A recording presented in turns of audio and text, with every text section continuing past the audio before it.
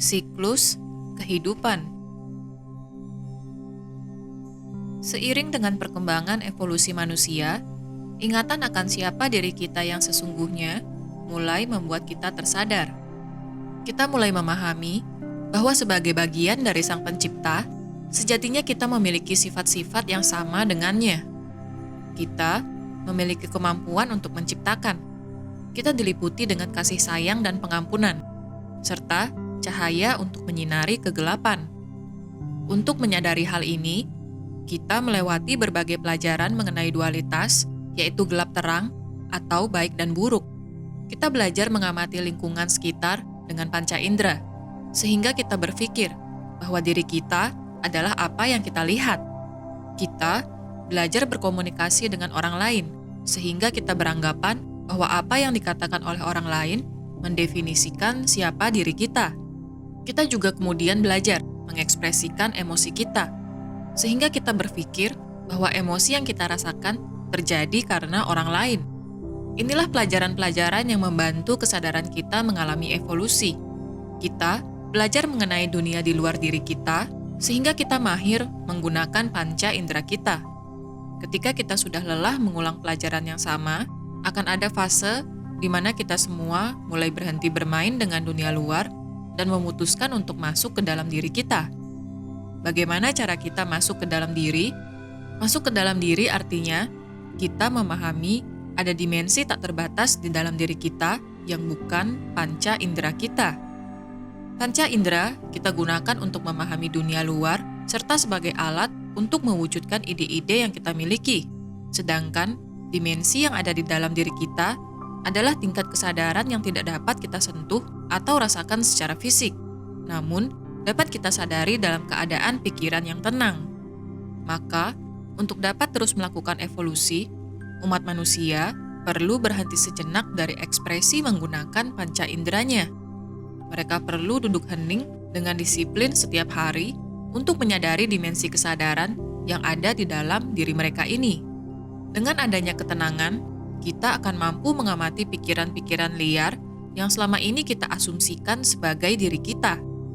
Pikiran-pikiran ini sifatnya hanyalah sementara, di mana ketika kita amati, dapat muncul dan hilang. Umat manusia yang merasakan penderitaan selama ini melekatkan dirinya dengan berbagai pikiran yang sebenarnya tidaklah nyata.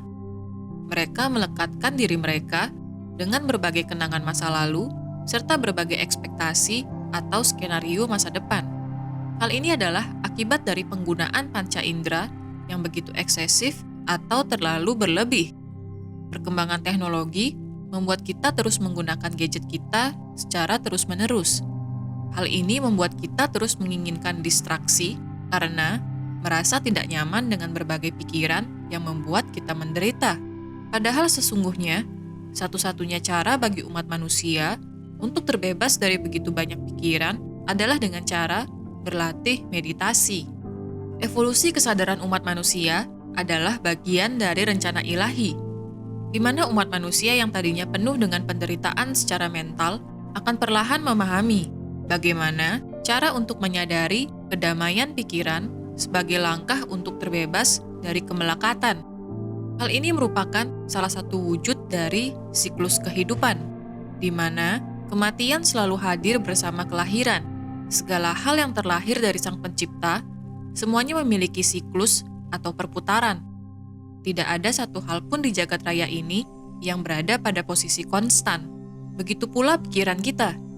Artinya, semuanya bergerak dari tinggi ke rendah, rendah ke tinggi, saling tarik-menarik untuk mencari kestabilan, dan kemudian terlepas dan hilang. Hilang atau kehancuran kemudian menjadi awal dari kelahiran. Kelahiran, pertumbuhan, kematian adalah siklus kehidupan yang terjadi kepada semua makhluk. Tidak ada satu makhluk pun yang terlepas dari hukum universal ini. Begitu pula dengan bumi kita. Bumi kita telah begitu lama berada di periode kegelapan. Penderitaan akibat konflik atau perang yang mengakibatkan rasa sakit secara fisik, penderitaan akibat konflik internal yang mengakibatkan mental banyak orang menjadi tidak stabil, dan lainnya.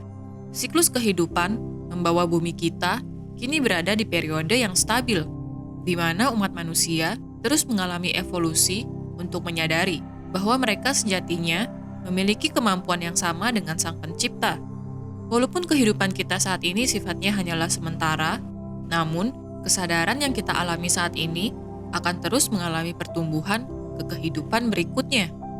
Penting bagi kita untuk menyadari bahwa kelahiran selalu diikuti dengan kematian. Baik itu kelahiran sebuah planet, di mana pada suatu hari akan berakhir dengan kehancuran. Kelahiran bintang yang juga pada akhirnya akan berhenti bersinar, kemudian padam. Serta kelahiran sebagai manusia, di mana pada saatnya nanti, di mana misi kita sudah selesai, kita juga akan kembali ke Ibu Pertiwi. Namun, jiwa kita, jiwa dari planet, serta kesadaran yang dimiliki oleh bintang yang mati, bersifat kekal, di mana akan terlahir kembali di dimensi atau tingkat kesadaran yang lain untuk terus bertumbuh, mengambil peran yang lain untuk menyadari dirinya sebagai perpanjangan dari Sang Pencipta tertinggi.